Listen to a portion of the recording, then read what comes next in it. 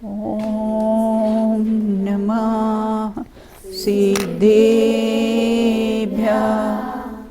ॐ नमः सिद्धेभ्यः। ॐ नमः सिद्धेभ्यः। तत्त्वार्थसूत्रकर्तारम् गृह्यपीच्छोपलक्षितम् वन्दे गणेन्द्रसञ्जात मुमा स्वामी मुनीश्वरम् मुमा स्वामी मुनीश्वरम् मोक्षमार्गस्य नेतारम् भेतारं कर्मभूभृतां ज्ञातारं विश्वतत्त्वानां वन्दे तद्गुणलब्धये वन्दे तद्गुणलब्धये।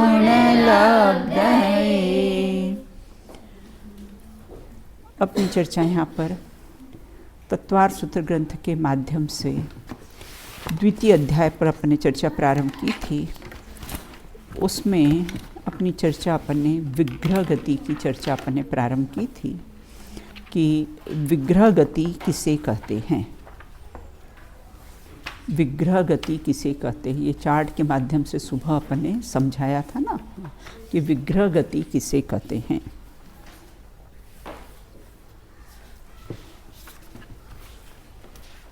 हाँ, विधि बताइए।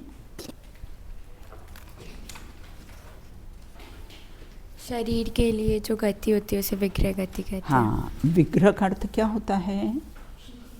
शरीर। और शरीर के लिए जो गति जो गमन होता है उसे क्या कहते हैं? विग्रह गति कहते हैं। विग्रह गति में कौन से शरीर होते हैं? विग्रह गति में कौन से शरीर होते हैं? हाँ, याशिका बताइए। विग्रह गति में तेजस और कारमान शरीर होते हैं। हाँ, दो शरीर होते हैं। कारमान का योग होता है और किसी दो शरीर होते हैं।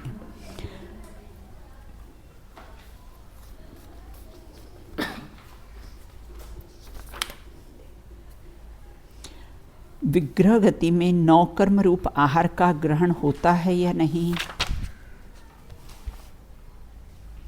विग्रह गति में 9 कर्म रूप आहार का ग्रहण होता है या नहीं?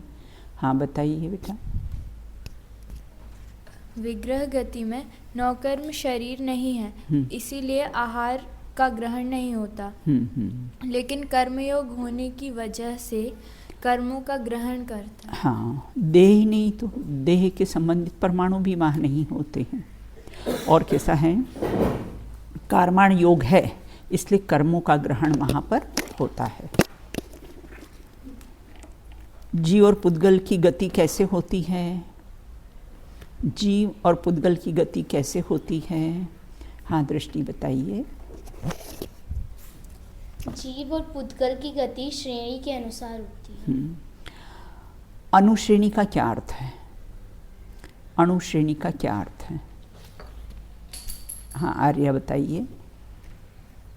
अनुश्रेणी अर्थात सरल लेखा के अनुसार या श्रेणी के अनुसार या पंक्ति के अनुसार अर्थात क्रम से होता है ना। देखो इसमें है ना, एक श्रेणी किसे कहते हैं? श्रेणी किसे कहते हैं? हाँ बताइए अवनी, श्रेणी किसे कहते हैं? लोक के अंदर आकाश की पंक्तियां हैं, उन्हें श्रेणी कहते हैं। हाँ, आपको बताया था ना, जैसे चेस होता है ना, तो ऐसे सब श्रेणियाँ बनी हुई है और उसी के अनुसार कैसा होता है? जीव गमन करता है।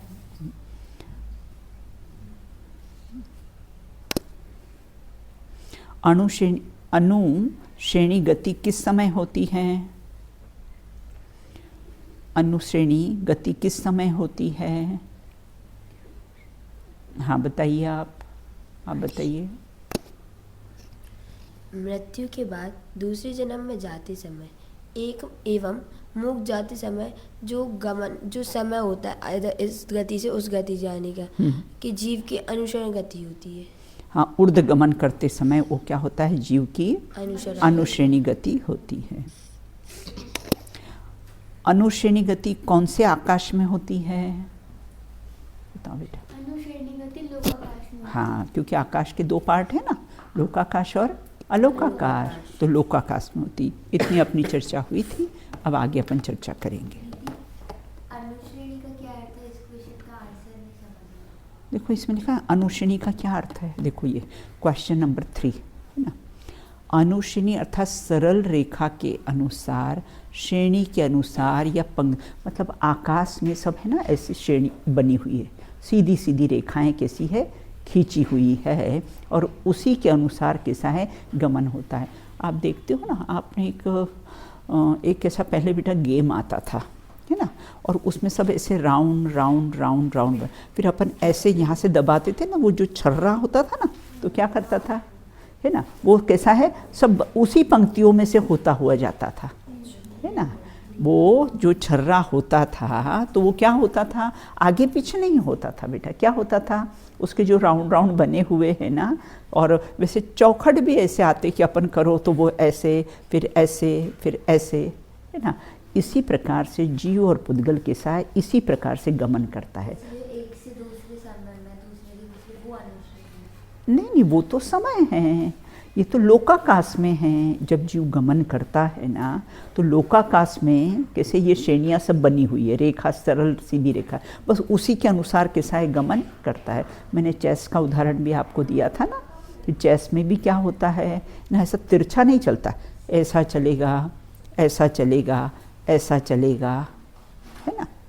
तो उसी प्रकार से जीव भी कैसा होता है, ये अनुश्रेणी के अनुसार ही गमन करता है। आकाश में से सब, लोकाकाश में सब श्रेणियाँ बनी हुई है, और उसमें ही कैसा है जीव गमन करता है। बिल्कुल। अब यहाँ ये कहते मुक्त जीवों की कौन सी गति होती है। संसारी जीवों की तो हमने देख लिया, विग्रह गति होती है, तो मुक्त जीवों की कौन सी गति होती है, ये अपने को पढ़ना है अभी है ना। अब मुक्त जीवों की कौन सी गति होती है, तो अविग्रह जीवस्य। अविग्रह जीवस्य। एक बार और पढ़ लीजिए। अविग्रह जीवस्य। अब यहाँ ये कहते हैं अविग्रह है ना, मतलब विग्रह मतलब कुटिलता, और अविग्रह मतलब मोड़ रहित, जिसमें कुछ मोड़ नहीं होता है और सीधा ही जीव कैसा है गमन करता है। तो मुक्त जीव कैसे गमन करते हैं, मुक्त जीव कैसे, यहाँ से जाएंगे ना मध्यलोक में तो सीधे, मोड़ नहीं लेंगे, ऐसा मोड़ नहीं लेंगे, वो कैसे सीधे ही गमन करते हैं। और जो गति से गमन करते हैं ना, आगे आएगा वो ऋजु गति कहलाती है। वो तीर की भांति, बलून का उदाहरण दिया था मैंने कि बलून जो होते हम यहाँ से छोड़ते ना, तो कैसे होते, सीधे ही जाकर कैसे वो ऊपर जहाँ भी टिकना होता है ना, वहाँ पर कैसे हैं टिक जाते हैं। तो मुक्त जीव की गति कैसी होती है, मुक्त जीव की गति कैसे विग्रह रहित होती है ना, क्योंकि अब शरीर है ना, विग्रह मतलब शरीर, अब शरीर से रहित हो गए हैं, तो उनकी कौन सी गति होती है, अविग्रह गति होती है। क्योंकि अब शरीर की प्राप्ति होना ही नहीं, अशरीरी दशा हो गई है। सिद्ध दशा होने पर है ना, सारे द्रव्य कर्म, नौ कर्म, भाव कर्म से रहित हो जाते हैं, तो वो कैसे हैं, सीधे ही गमन करते हैं। मुक्त जीव देखो, सीधे परिणामों से सीधी गति मिलेगी, और आड़े तिरछे परिणाम करोगे ना, मायाचारी, छल कपट, कहना कुछ करना कुछ, तो फिर आड़ी तिरछी गतियों में गमन होगा। और अगर सीधे सरल परिणाम है ना, सरल स्वभावी होए ताकि घर बहु संपदा, पूजन की पंक्तियों में भी आता है। तो सरल अपना कहना कुछ करना कुछ, बिल्कुल छल कपट से रहित परिणाम। तो अविग्रह गति, तो अगर अपने को है ना सीधा जाना हो तो कैसे परिणाम अपने कैसे रखो, सीधे रखो है ना, आड़े तिरछे परिणाम नहीं रखना, नहीं तो आड़ी तिरछी गतियों में गमन हो जाएगा। और अविग्रह गति किसे कहते हैं, वक्रता रही सीधी गति को अविग्रह गति कहते हैं। इसको कैसे ऋजु गति भी कहते हैं। ऋजु गति मतलब सीधा है ना, तो उसको ऋजु गति भी कहते हैं। बिल्कुल। अब विग्रह गति में आत्म प्रदेशों का आकार कौन सा रहता है? हम यहाँ से चले और हम देव गति में गए, और जो विग्रह गति में अब हमारे शरीर का आकार प्रकार कौन से प्रकार का रहता है? मैंने पहले भी बताया था इसका। हाँ, पूर्व में जो आकार था, जो मनुष्य का जो आकार प्रकार था, वही आकार कैसा है वो विग्रह गति में भी रहता है। जहाँ पर जन्म लेता है फिर वो उस आकार के हो जाता है वो। बिल्कुल, मैंने उदाहरण आपको जेल का बताया था ना, कि जेल में अगर कोई है ना अपराधी को पकड़ कर ले जाते हैं अपने घर से जेल तक, तो उसके वस्त्र कौन से रहते हैं?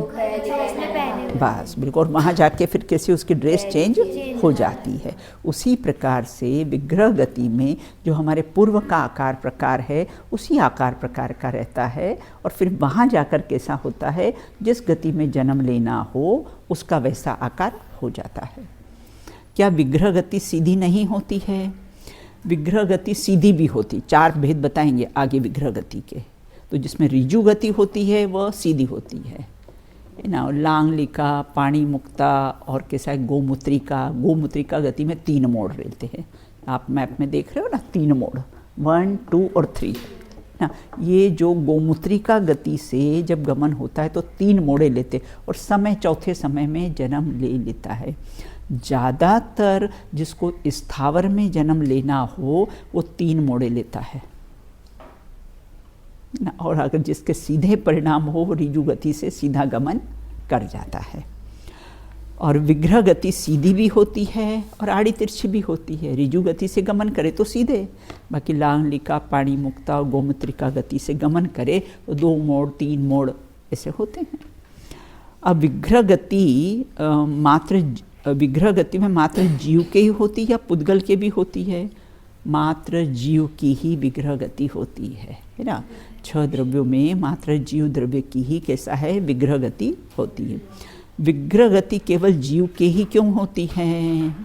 क्योंकि विग्रह का अर्थ होता है शरीर, और संसारी जीव मृत्यु के बाद दूसरे शरीर में गमन करता है ना, इसलिए जीव के कैसे विग्रह गति कहा है। तो इस प्रकरण को समझने से अपने को क्या लाभ हुआ कि परिणाम अपने सीधे रखो, आड़े तिरछे परिणाम मत रखो। झूठ बोलना मतलब आड़े तिरछे परिणाम, झूठ बोलना अर्थात मायाचारी का परिणाम।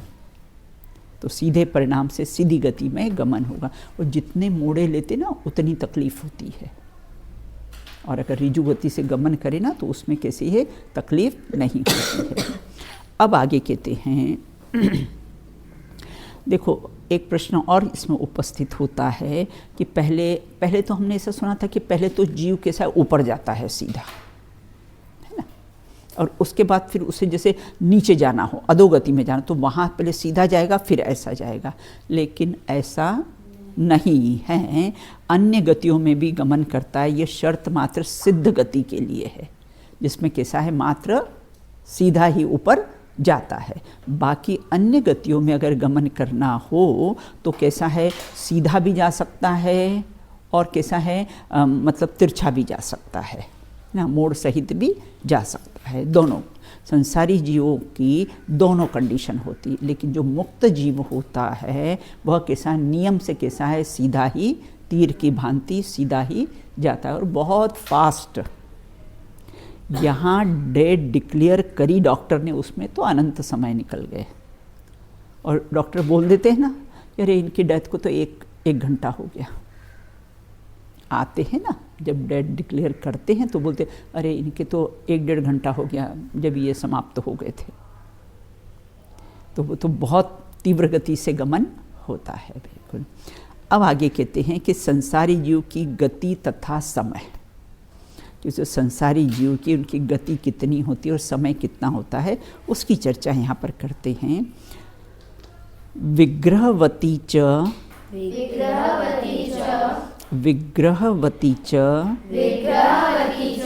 संसारिणः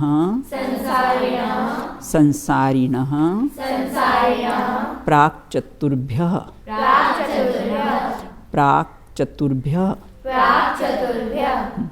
विग्रहवती च संसारिणः संसारिणः प्राक् चतुर्भ्यः। प्राक् चतुर्भ्यः। बोलिए। विग्रहवती च संसारिणः प्राक् चतुर्भ्यः। एक बार फिर से बोलिए। विग्रहवती च संसारिणः प्राक् चतुर्भ्यः। चलो पढ़ो। चलो अवनी पढ़िए। विग्रहवती च संसारिणः प्राक् चतुर्भ्यः। चलो रक्षिता। विग्रहवती च संसारिणः प्राक् चतुर्भ्यः। चतुर, ये जो य पे जो र है ना, तो चतुर्भ्यः है ना। अब यहाँ ये कहते हैं कि विग्रहवती है ना, च मतलब और, बोले संसारिणः मतलब संसारी जीवों के, प्राक मतलब पहले, और चतुर्भ्य मतलब चार, मतलब चार समय का है ना। ऋजु गति से गमन करे तो एक समय, और अधिक से अधिक हो तो कैसा है, चार समय, चार है ना। प्राक मतलब चार के पहले, मतलब तीन समय है ना। चौथे समय में तो जन्म ही ले लेता है, तो प्राक चतुर्भ्य मतलब चार समय के पहले। प्राक मतलब पहले, तो चार समय के पहले, क्योंकि चौथे समय में तो जन्म ले ही लेता है, अपने मैप में बताया है ना। अब यहाँ एक कहते संसारी जीव की गति विग्रह रहित और विग्रह वाली दोनों होती है। जो संसारी जीव हैं वो विग्रह सहित भी होते हैं, विग्रह रहित भी होते हैं। विग्रह सहित रहित में किसको लेना, सिद्ध जीवों को लेना। यहाँ से जाते हैं ना तो शरीर रहित हो जाते हैं ना। बोलो बेटा। कौन? अभी यहाँ से गमन किया है ना, यहाँ से गमन किया है ना, संसार से ही तो गमन करके ऊपर गए हैं ना। तो इसलिए कैसे संसारी जीव कैसे हैं, विग्रह सहित भी होते हैं और विग्रह रहित भी होते हैं। भाई आपने 5th क्लास में एडमिशन लिया है तो उसका रिजल्ट कौन सी क्लास में बताया जाता है? 4th में बताया जाता है। आपका रिजल्ट आपको बताया जाता है तो क्या है ना, 4th क्लास में आपका रिजल्ट बता, बोले अब आपका 5th में ट्रांसफ़र हो गया है ना। 4th क्लास में आपको आपकी मार्कशीट मिलती है ना, कि अब आप 5th में चले गए हो। उसी प्रकार से यहाँ पर भी है ना, संसारी जीव जो हैं वो कैसे संसार में ही है ना, यहाँ रहे हैं ना। मोक्ष भी यहीं पर होता है, शरीर रहित भी कैसे यहीं पर हो जाते। वो तो क्षेत्र है, वो तो स्थान है उनका रहने का, वो तो कैसा है, स्थान होता है। तो संसारी जीव की गति विग्रह रहित भी होती है और विग्रह सहित। तो विग्रह रहित में किसको लेना, सिद्ध जीवों को लेना, और विग्रह सहित में किसको लेना, जो संसारी जीव 1, 2, 3 मोड़े लेते हैं, और उनको लेना। उसमें विग्रह वाली गति में किसी 4 समय से पहले, प्राक चतुर्भ्य, तो 4 समय से पहले अर्थात समय के साथ 3 समय तक होती है ना। और चौथे समय में जीव कैसा है, जन्म ले लेता है। बिल्कुल। तो लाभ अपने को क्या हुआ कि परिणाम अपने कैसे रखना चाहिए, सीधे परिणाम, सरल परिणाम, कहना कुछ करना कुछ नहीं, तो इन आड़ी तिरछी गतियों में गमन हो जाएगा। अब कहते हैं संसारी जीवों की गति कैसी होती है। संसारी जीवों की गति विग्रह गति अर्थात वक्र गति होती है। परिणाम वक्र होते हैं ना, इसलिए वक्र गति होती है। विग्रह गति कितने समय से पहले पहले तक होती है? विग्रह गति अर्थात वक्र गति 4 समय से पहले की होती है, अर्थात 3 समय की होती है। चौथे समय में तो जीव जन्म ले लेता है। अब सूत्र में प्राक चतुर्भ्य का क्या अर्थ है, मतलब 4 समय से पहले। प्राक मतलब पहले, 4 समय से पहले मतलब 3 समय। 4 से पहले कितना आएगा, 3 समय। चौथे में तो जन्म ले ही लेता है। और प्राक का अर्थ पहले पहले। सूत्र में च शब्द को क्यों ग्रहण किया गया है, आया है ना, विग्रहवती च शब्द को क्यों ग्रहण किया गया है? तो सूत्र में च शब्द को क्यों ग्रहण किया गया कि च मतलब संसारी जीवों की गति मोड़ रहित भी होती है और मोड़ सहित भी होती है, इसलिए क्या शब्द लिया है उसमें, च शब्द लिया है। ऋजु गति से गमन करे तो मोड़ नहीं होंगे। संसारी जीव भी ऋजु गति से गमन करते हैं, जिनके सरल परिणाम हो ना, तो वो भी ऋजु गति से गमन करेंगे, लेकिन मोड़ सही। सीधे बैठो, परमात्मा पुष्ट करो, हटाओ हाथ, हाथ हटाओ हाथ से। हाँ हाँ, कुछ नहीं होगा, ध्यान हटाओ वहाँ से। तो सूत्र में च शब्द को क्यों ग्रहण किया गया है, वो इसीलिए तो प्रमाद आता है। प्रमाद आने का कारण क्या है? आप बराबर ध्यान से सुनो, इंटरेस्ट पूर्वक सुनो, प्रमाद आएगा ही नहीं आपको। कुछ कुछ बच्चियाँ कितनी ध्यानपूर्वक सुनती, मैं देखती हूँ, उनकी फेस रीडिंग करती हूँ तो बिल्कुल एकदम उपयोग सहित बिल्कुल बराबर ध्यान से सुनती है, बिल्कुल। तो सूत्र में च शब्द को क्यों ग्रहण किया गया है, तो आगे के सूत्र में अविग्रह गति को बताने के लिए च शब्द का कैसा है ग्रहण किया गया है। अब कहते हैं कि अविग्रह गति का समय कितना होता है। अब कहते हैं अविग्रह गति का समय, आप मेरी क्लास में सामने बैठा करो, मेरे सामने, तो फिर प्रमाद नहीं आएगा। तो अविग्रह गति का समय कितना होता है? एक समया अविग्रह। एक बार और पढ़ लीजिए। एक समया अविग्रह। हाँ चलो पढ़ो बेटा, आप पढ़ो। एक समया अविग्रह। फिर से पढ़ो। एक समया विग्रह। आराध्य इन्होंने सही पढ़ा क्या? एक समया विग्रह। हा में आ की मात्रा है ना, हा में आ की मात्रा है ना, अविग्रह। अविग्रह। हाँ में आ की मात्रा है, अविग्रह। हाँ। एक समया अविग्रह। अब यहाँ ये कहते हैं कि अविग्रह का समय कितना होता है, तो बोले एक समय, अर्थात जो ऋजु गति से गमन होता है उसका कैसा होता है, एक समय में ही सीधे यहाँ से जाके विराजमान हो जाते हैं। संसारी जीव भी की भी अविग्रह गति होती है, ये बात खास ध्यान रखना है, नियति है ना। संसारी जीवों की भी अविग्रह गति होती है और मुक्त जीवों की तो नियम से अविग्रह गति ही होती है, बिल्कुल। तो यहाँ ये कहते हैं, देखो, निष्कुट क्षेत्र में पैदा होने वाले जीव टकरा कर 3 मोड़े लेता है, ऐसा आगम में लिखा है। जो कैसा होता है, निष्कुट क्षेत्र में पैदा होता है ना, अर्थात ज़्यादातर जो स्थावर वगैरह में पैदा होते हैं ना, उसमें कैसे हैं, जीव टकरा कर कैसा है, 3 मोड़े लेता है। देखा ना अपने 3 मोड़े इसमें है ना, 1, 2 और 3। तो 3 मोड़े कैसा है, क्या?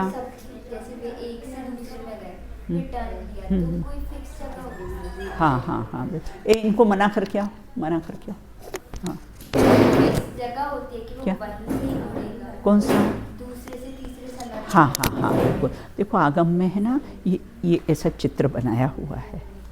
ये चित्र अपने है ना अपने कर्णानियोग के ग्रंथों से लिया है, बिल्कुल। तो वहाँ पर ही ऐसा चित्र बनाया हुआ है और वही चित्र अपन ने यहाँ प्रस्तुत किया है, बिल्कुल। कि इस प्रकार से कैसा है, टर्न होके ये जाता है, बिल्कुल।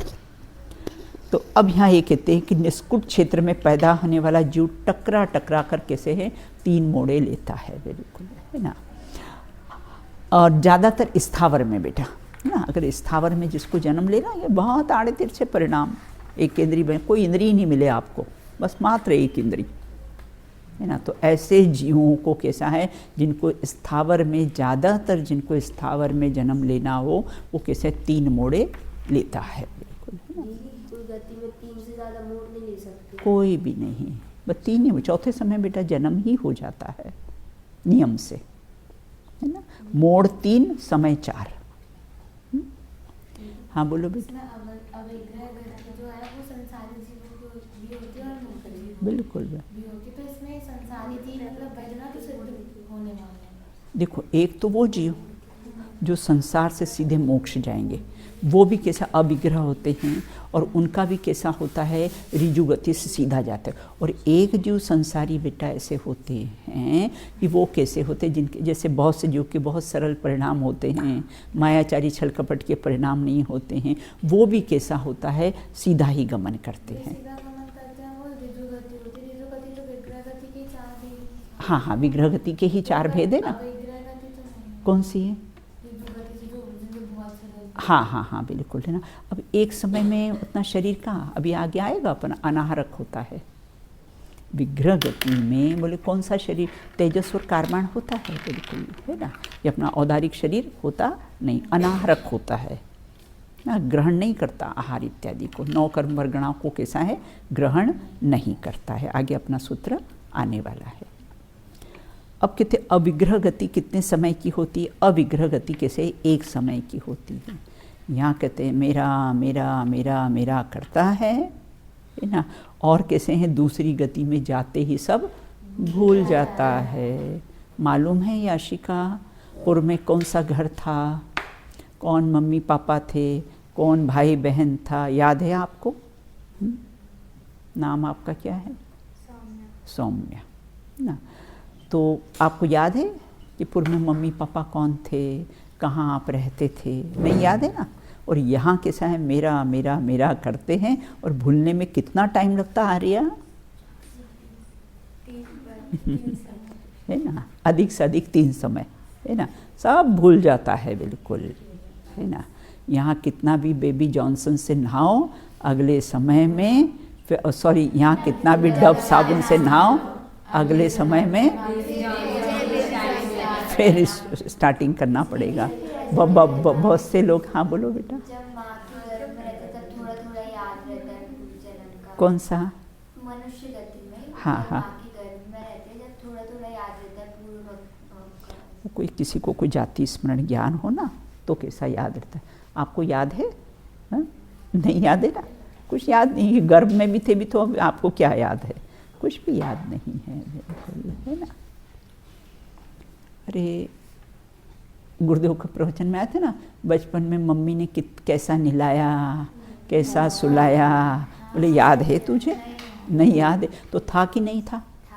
था ना। तो याद नहीं है इसका ये मतलब तो नहीं है कि हम नहीं थे, है ना। हम नहीं थे ये तो हमें नहीं है कि हम नहीं थे ना हम बिल्कुल, है ना। उसी प्रकार से बोले नरक किसने देखे, स्वर्ग तो तुझे याद नहीं है, तो इसका मतलब हाँ, तो इसका ये मतलब थोड़ी कि है ही नहीं, वो बिल्कुल थे बिल्कुल। अब कहते अविग्रह का अर्थ होता है सरल। सरल मतलब सीधा, सीधा मतलब बाण के समान। बलून है, बाण है, तीर है। अब एक समय की गति का नाम क्या है? बिल्कुल देखो, इसमें विग्रह गति में तेजस और कारमाण शरीर नाम कर्म के उदय से योग निरंतर होता है। विग्रह गति में 2 शरीर होते हैं, कौन कौन से होते हैं सौम्या? तेजस और कारमाण शरीर होते हैं। नाम कर्म के उदय के कारण तेजस और कारमाण होते हैं, इसलिए योग कैसा है उसमें निरंतर ही मन वचन काय और योग रहता है। लिखा है ना इसमें कारमाण काय योग, तो कैसा है योग उसमें रहता है बिल्कुल। अब एक समय की गति का नाम क्या है? तो बोले ईशु। ईशु भी कहो या रीजु भी कहो, है ना। रीजु भी कहो या ईशु भी कह सकते हो बिल्कुल। रीजु गति में देखो राजवार्तिक में ऐसा लिखा है, एक राजवार्तिक जो इसी की टीका है बड़ी, राजवार्तिक ग्रंथ तत्वार सूत्र की टीका है, राजवार्तिक श्लोक वार्तिक। तो उसमें ऐसा है कि विग्रह गति में कर्मों का आश्रय कैसे होता है? शरीर तो रहता ही नहीं है, फिर कर्मों को कैसे ग्रहण करता होगा जीव? आराध्या प्रश्न समझ में आया ना कि विग्रह गति में कर्मों का आश्रय कैसे होता होगा, अर्थात कर्म कैसे वहाँ पर आते होंगे। समय तो इतना अल्प रहता है, समय कितना कम रहता है ना, तो कैसे करता होगा? तो देखो जैसे बारिश में लोहे का कोई गोला, जलता हुआ गोला, बिल्कुल लाल तपतायमान गोला, और हमने उसको कैसा है वो बारिश में फेंक दिया, तो ऊपर से तो ठंडा लेकिन अंदर से उष्ण रहता है। अंदर से कैसा होता है वो गर्म रहता है और गर्माई को उष्णता को ही ग्रहण करता है। उसी प्रकार विग्रह गति में भी कर्मों का कैसा है आश्रय होता है बिल्कुल, है ना। हमें दिखाई नहीं देता लेकिन अंदर उसकी उष्णता रहती है। उसी प्रकार विग्रह गति में भी कर्मों का आश्रय होता है, कर्मों का कैसा है आना होता है उसमें। अब यहाँ ये कहते हैं कि विग्रह गति के कितने भेद हैं और कौन कौन से। देखो ईशु गति का इसमें लिखा है। ईशु अर्थात जीव बाण की तरह सीधा जाता है ना, उसे ईशु गति कहते हैं, ऋजु गति भी कहते हैं। देखो अब विग्रह गति के कितने भेद हैं, आप में कितने लिखे हुए हैं? आपकी बुक में 4 भेद हैं। विग्रह गति के 4 भेद आप ठीक कर लीजिए उसको। मेरा तो पुराना एडिशन है, मुझे ऐसा लगा शायद आपके उसमें सुधार आया होगा। विग्रह गति के कैसे हैं? 4 भेद होते हैं।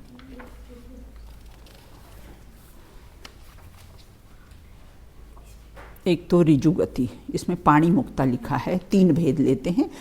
ऊपर लिखे ना ईशु गति, उसको नहीं लिया बेटा उन्होंने, उनको क्या लिया उसमें नहीं लिया है ना, उसको ऊपर ले लिया और नीचे क्या हुआ उसके 3 भेद बता दी। जबकि ऋजु गति ईशु गति भी गति होती है बिल्कुल, इसमें उसके 3 भेद बता दिए हैं।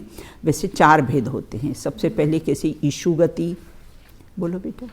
ईशु गति भी विग्रह गति का भेद है। हाँ बिल्कुल, ईशु गति कहो या ऋजु गति कहो एक ही बात है। तो विग्रह गति में देखो सबसे पहला तो कैसा है? पाणी मुक्ता गति, फिर लांग लिका है, लांग लिका गति, और फिर गोमूत्रिका गति है ना। ये विग्रह गति के नाम बताएं, बाकी 4 प्रकार के होते हैं। ये ईशु गति, ईशु गति को उसमें अलग से क्यों ले लिया है? क्योंकि उसमें क्या होता है, सीधा जाता है ना एक समय में, इसलिए उसको अलग से ले लिया। वैसे तो इसके कैसे हैं? 4 भेद ही होते हैं बिल्कुल। हाँ चलिए, कोई प्रश्न है बेटा आपको? बोलिए।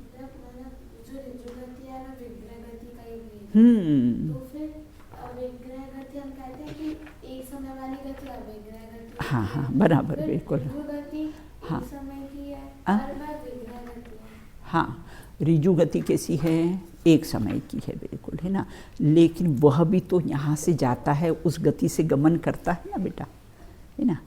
एक समय भी यहाँ से जाता है और वहाँ विग्रह गति में ही पहले जाएगा ना, डायरेक्ट यहाँ से कैसे ऊपर नहीं पहुँच जाए। विग्रह गति मतलब यहाँ से जो जाने का समय है, क्योंकि उसको निरंश कहते हैं, क्योंकि एक समय का दूसरा विभाग नहीं होता है।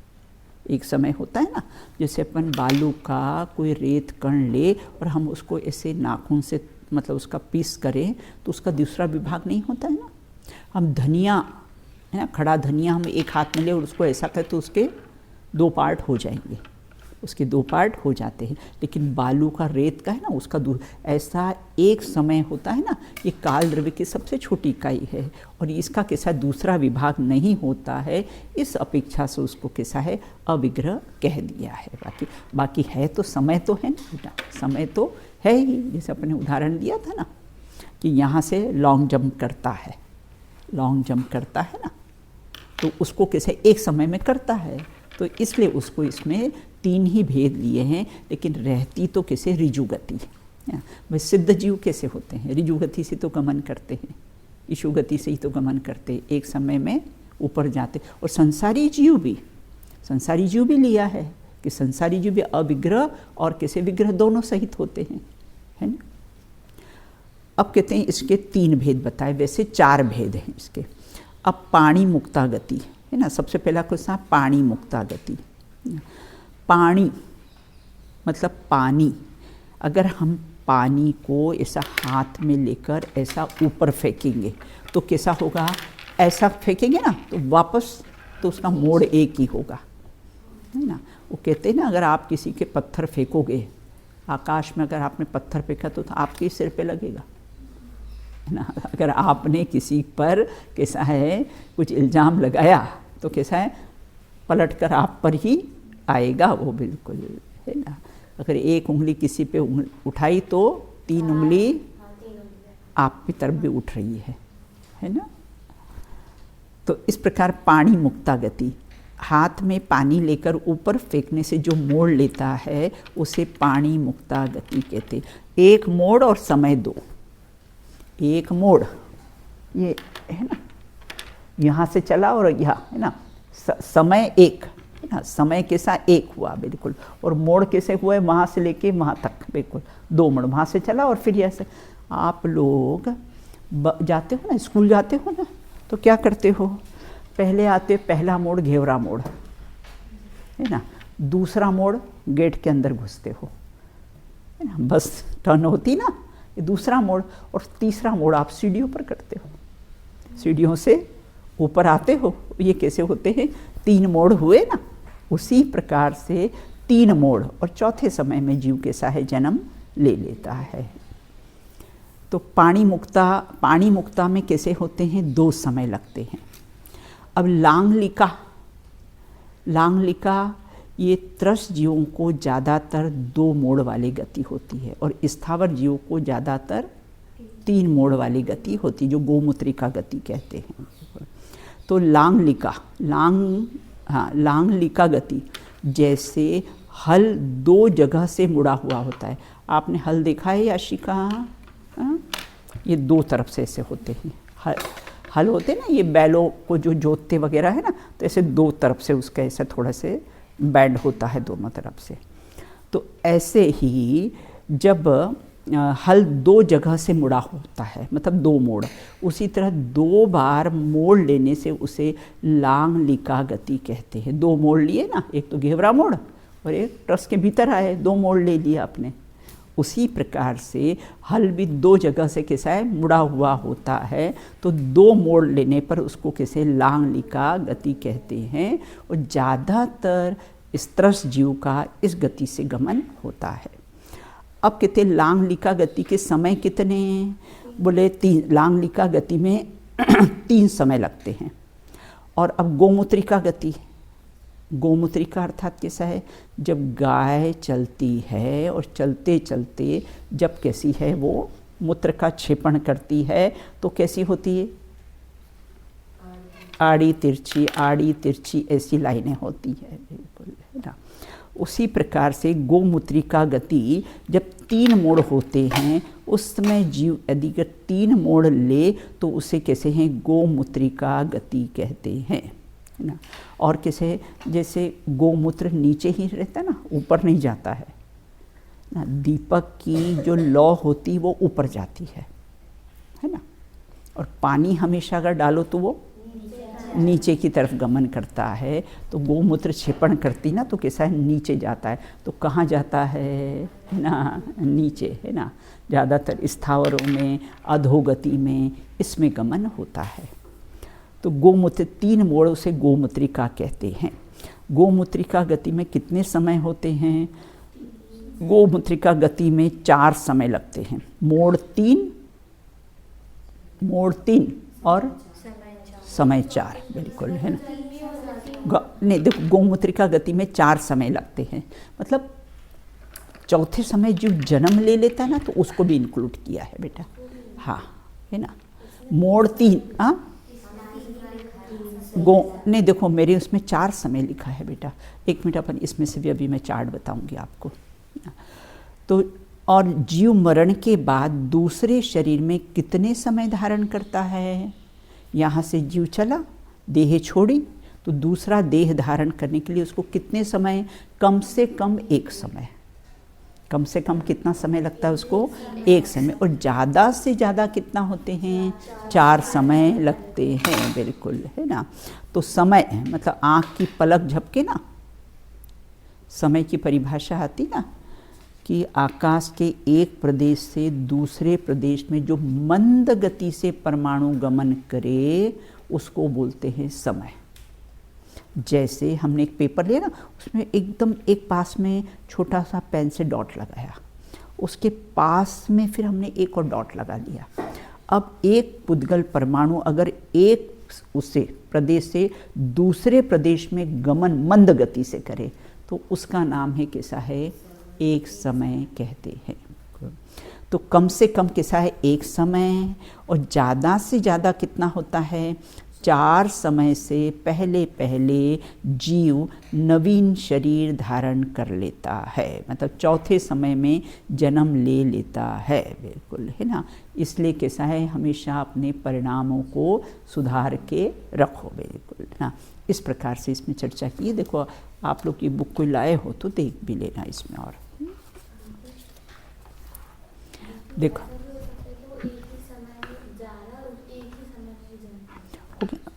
सिद्ध गति, हाँ, संसारी जीव का भी ऐसा होता है, हाँ, रिजु गति से गमन करे तो 1 समय में, हाँ बिल्कुल। अपना सूत्र में आए ना, विग्रह भी होता है, अविग्रह भी होता है, दोनों बातें होती है ना। अब देखो इसमें है विग्रह, जीव एक शरीर को छोड़कर दूसरे शरीर के लिए गमन करता है, उसे विग्रह गति कहते हैं। अब वो दो प्रकार की होती है, अविग्रह मतलब मोड़ रहित, और एक से विग्रह मतलब मोड़ सहित, है ना। आप इसका चार्ट बना लेना अपनी डायरी में, आपकी नोटबुक में, ये तो अपने पास बुक्स रखी हुई है ना, हाँ, तो इसमें आप अपना ये चार्ट ज़रूर बनाना। मेरा पेज नंबर है 32 बेटा, 32 में नीचे इसका चार्ट बना हुआ है। अब देखो उन्होंने नाम दिए हैं। सबसे पहला रिजु गति, रिजु गति कहो या इशु गति कहो, है ना। मोड़ा, है ना, मोड़ कितने हैं, है ना, सीधी, है ना। रिजु गति में मोड़ सीधा, बिना मोड़ का बिल्कुल सीधा जाता है। और फिर कैसा होता है, समय उसका कितना रहता है, एक समय। और आहारक रहता है कि अनाहारक रहता है, बोले अनाहारक नहीं होता है ना, अनाहारक नहीं होता है, काल बिल्कुल, है ना। क्योंकि जन्म ले ही लेता ना, एक समय में पहुंच ही जाता है बेटा वहाँ, तो उस समय अनाहारक नहीं। आहारक देखो, आहारक कब होते हैं बिल्कुल, है ना, उसकी चर्चा। अब पहला तो रिजु गति हो गया, सीधा मोड़, समय एक, और अनाहारक नहीं होता है बिल्कुल, एक बात। अब पाणी मुक्ता सेकंड, पाणी मुक्ता, मोड़ा एक, समय दो, और एक समय तक के लिए कैसा होता है, अनाहारक होता है। अब लांगलिका, मोड़े दो, समय तीन, और दो समय के लिए कैसा होता है, अनाहारक होता है। अब कौन सा है, गोमूत्रिका, मोड़े तीन, समय चार, और तीन समय के लिए कैसा है, अनाहारक रहता है। तो इस प्रकार से औदारिक आदि 3 शरीर और 6 पर्याप्तियों के योग्य पुद्गल परमाणु को ग्रहण करने को आहार कहते हैं। आहार का अर्थ यहाँ भोजन नहीं लेना ना, आहार का अर्थ कैसा है, यहाँ भोजन नहीं लेना। ये जो हमारा औदारिक शरीर है ना, औदारिक, वैक्रिक और आहारक 3 शरीर ना, इसमें 6 पर्याप्तियों के योग्य जो पुद्गल परमाणुओं का जो ग्रहण करने को यहाँ पर कैसे है, आहारक कहते हैं, है ना। अभी इसमें भी आने वाला है आहारक, और अगला सूत्र अपना यही आ रहा है। अब आगे कहते हैं, अब यहाँ ये कहते हैं कि कितने समय तक ये आहारक और अनाहारक रहता है, उसकी चर्चा अपने तो चार्ट में इसको देख लिया है। अब पढ़ते हैं इसको। एकम द्वौ, एकम द्वौ, एकम द्वौ, एकम द्वौ, त्रिन्वानाहारकः, त्रिन्वानाहारकः, त्रिन्वानाहारकः, हाँ वो असाइलेंट होगा बेटा। अगर संधि विच्छेद करेंगे तो अनाहारक हो जाएगा, उसका संधि विच्छेद करेंगे ना तो क्या हो जाएगा, उसका अनाहारक हो जाएगा। तो एकम द्वौ, त्रिन्वानाहारकः, चलो बोलिए एक बार, एकम द्वौ त्रिन्वानाहारकः, फिर से एक बार बोलिए, एकम द्वौ त्रिन्वानाहारकः। चलो सौम्या बोलो, एकौ द्वौ त्रिन्वानाहारकः। अब यहाँ ये कहते हैं कितने समय तक आहारक अनाहारक रहता है, अनाहारक, तो बोले एकम मतलब एक, है ना, दो, 2 समय, त्रिन्वा 3 समय तक क्या होता है, अनाहारक। सूत्र से आपको अर्थ करते हुए आ गया ना। तो एकम मतलब एक, दो मतलब 2, त्रिन्वा मतलब 3। देखो इसका कैसा हो जाएगा, त्रिन्व, और त्रिन्वा है ना, तो आया ना, तो अ का उच्चारण क्या हो जाएगा, अनाहारक, ऐसा उच्चारण आ जाएगा उसका। त्रिन्वा, हाँ ऐसा, हाँ उसका भी उच्चारण, हाँ हाँ बिल्कुल ना। अपन देखो ये संस्कृत है ना बेटा, संस्कृत है ना, तो इसे त्रिन्वा है ना, 3 है ना, 3 ही लेना उसका। और कैसे अनाहारक, तो वो अनाहारक रहता है बिल्कुल। तो विग्रह गति में आहारक और अनाहारक का क्या नियम है, तो अब इस सूत्र में बताते हैं कि विग्रह गति में अनाहारक और आहारक का क्या नियम है, वो नियम बताते हैं। हाँ बोलिए, कोई प्रश्न? अब अपन अभी पढ़ते हैं ना बेटा, आ रहा है अपना प्रश्न का उत्तर आ रहा है। अब कहते विग्रह गति में जीव कितने समय तक अनाहारक रहता है। यहाँ आहारक अनाहारक का अर्थ बेटा भोजन नहीं, भोजन से नहीं है। हमने आहार ग्रहण कर लिया है ना, या हमने अनाहारक मतलब आहार नहीं लिया, वो अर्थ नहीं लेना ना। तो क्या अर्थ आता है इसमें, तो विग्रह गति में जीव 1, 2 और 3 समय तक कैसा है, अनाहारक रहता है। अभी अपने चार्ट में देख लिया ना कि ऋजु गति वाला तो कैसा होता है, अनाहारक, फिर 1 समय, फिर 2 समय, फिर 3 समय तक कैसा है, अनाहारक रहता है। बिल्कुल। अब आहारक और अनाहारक किसे कहते हैं, आचार्य को मालूम है कि तुमको अंशी प्रश्न उठने वाला है ना, इसलिए वो पहले ही लिख देते हैं उसमें, है ना। अब कहते आहारक और अनाहारक किसे कहते हैं। बिल्कुल देखो, पुद्गल परमाणु का ग्रहण करना वो आहार, पुद्गल परमाणु का, जैसे अभी मैं हूँ, है ना, अब मैं वृद्धावस्था के परमाणु को ग्रहण कर रही हूँ और मेरे जवानी के परमाणु को छोड़ रही हूँ। आप लोग क्या है, आप लोग जवानी के परमाणुओं को ग्रहण कर रहे हैं और बचपन के परमाणुओं को छोड़ रहे हैं। ऐसा बेटा ग्रहण त्याग होता रहता है ना, अपने को मालूम नहीं पड़ता है, लेकिन परमाणुओं का कैसा है, वो ग्रहण होना वही आहारक है ना, और ग्रहण नहीं होना उसी का नाम कैसा है, अनाहारक है। तो आहारक और अनाहारक किसे कहते हैं, बोले पुद्गल परमाणु का ग्रहण हो उसे आहारक कहते हैं। अब कहते हैं औदारिक, 3 शरीर है ना, औदारिक, वैक्रियक और आहारक। औदारिक शरीर किसको होता है, वैक्रियक शरीर और आहारक शरीर, हाँ, आहारक शरीर जो रिद्धिधारी मुनिराज भावलिंगी संत होते हैं उनको होता है। तो औदारिक, वैक्रियक और आहार शरीर के कैसे 6 पर्याप्तियाँ। अब 6 पर्याप्तियाँ कौन सी है, देखो, आहार, शरीर, इंद्रियां, श्वासोश्वास, भाषा और मन। नोट कर लो ये 6 पर्याप्तियाँ। फिर से आहार, 6 पर्याप्तियाँ, आहार, शरीर, आहार, शरीर, इंद्रियां, श्वासोश्वास, श्वासोच्छ्वास, भाषा और मन। भाषा और मन, ये किसी 6 पर्याप्तियाँ कहलाती। देखो, अपने को एक एक शब्द का अर्थ ख्याल आना चाहिए बेटा, है ना। इसमें लिखा औदारिक, वैक्रियक और आहारक शरीर के 6 पर्याप्तियों के योग्य। तो विग्रह गति में 1, 2 और 3 समय तक कैसा अनाहारक रहता है। ईशु गति में अनाहारक नहीं होता है ना, अपन देखा ना, अनाहारक नहीं होता है। तो ये 6 पर्याप्तियों के योग्य जो पुद्गल परमाणु को ग्रहण करने को आहारक कहते हैं। अंश किसको कहते हैं, आहारक। ये पुद्गल पर 6 पर्याप्तियों के योग्य ना, ये गर्भ में जीव आता है, अंतर मुहूर्त के अंदर वो ड्रॉप रहता ना, ड्रॉप, पहले तो अपन ड्रॉप ही लिक्विड रहता ना, अपन जैसे ही गर्भ में आते ना, पहले तो बिल्कुल ब्लड का ऐसा ड्रॉप जैसा रहता है वो, बिल्कुल ना।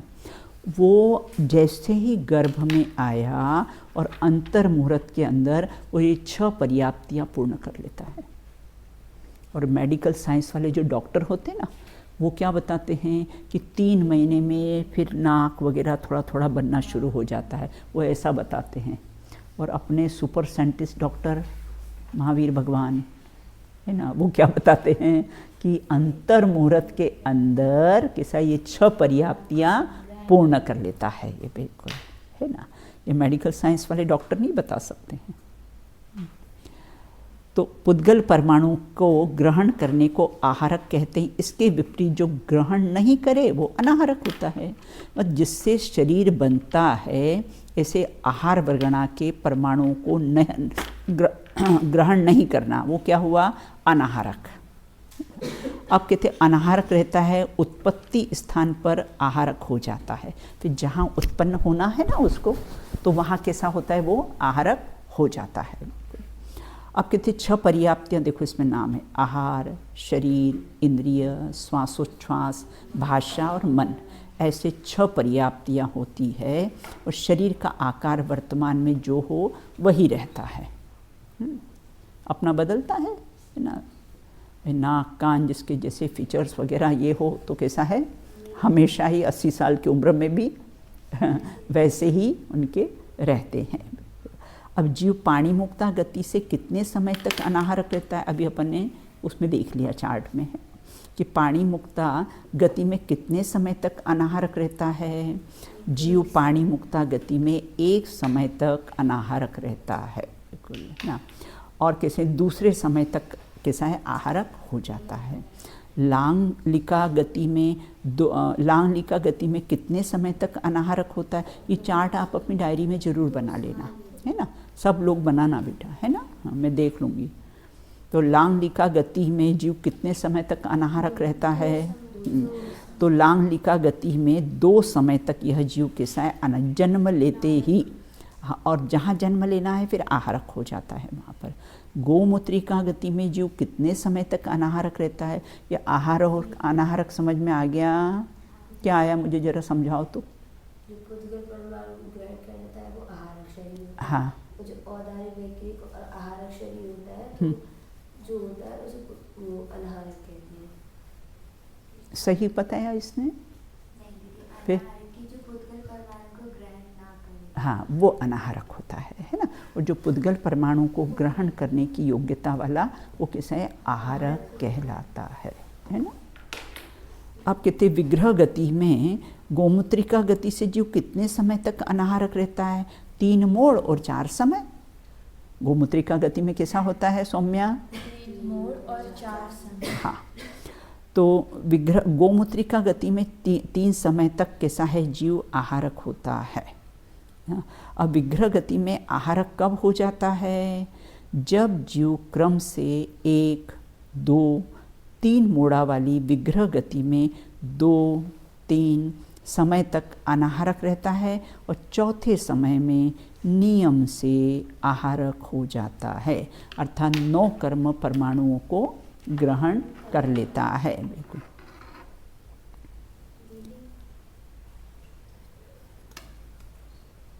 देखो, अपन एयरपोर्ट पे जाते हैं ना बेटा, और फ्लाइट से उतरते हैं ना, तो क्या अपने पास कोई सामान नहीं रहता है।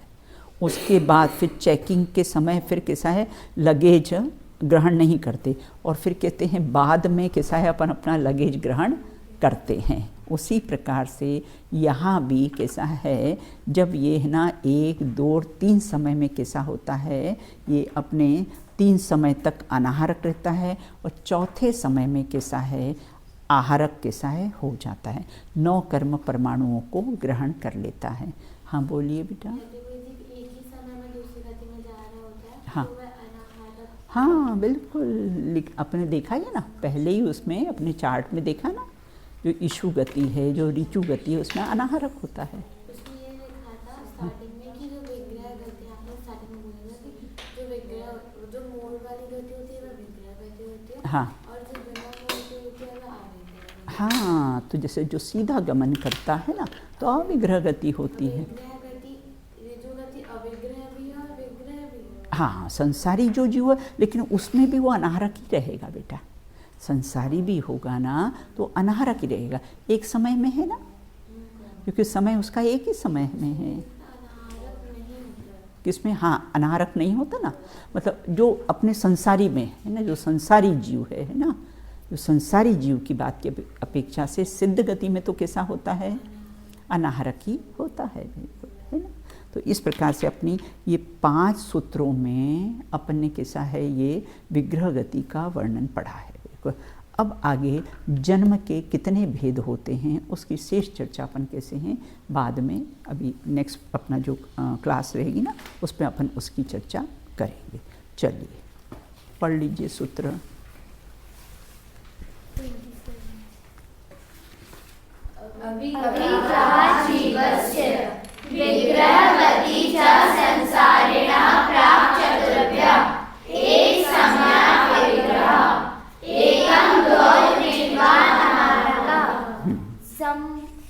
नहीं, अब नहीं बात।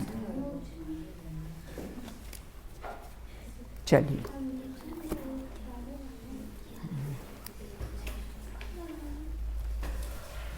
चलो बोलो, क्या बोलोगे?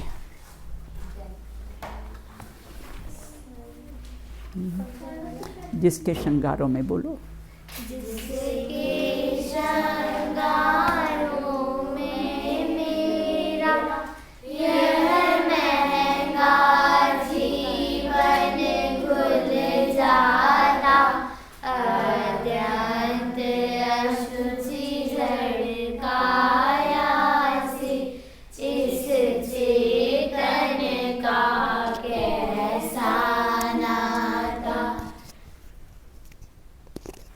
बोलिए अनंतानंत सिद्ध परमेष्टि भगवंतों की जय हो। नित्य बोधनीय द्वादशांगमय जिनवाणी माता की जय हो। वन में विचरण करने वाले समस्त वीतरागी संतों की जय हो। तत्वार सूत्र नामक महान ग्रंथ की जय हो। तत्वार सूत्र रचयिता आचार्य गृद्धपीठ उमा स्वामी देव की जय हो। अंतिम शासनायक महावीर भगवान की जय हो। अहिंसा परमो जैन धर्म की जय हो। एक साथ बोलिए जय श्री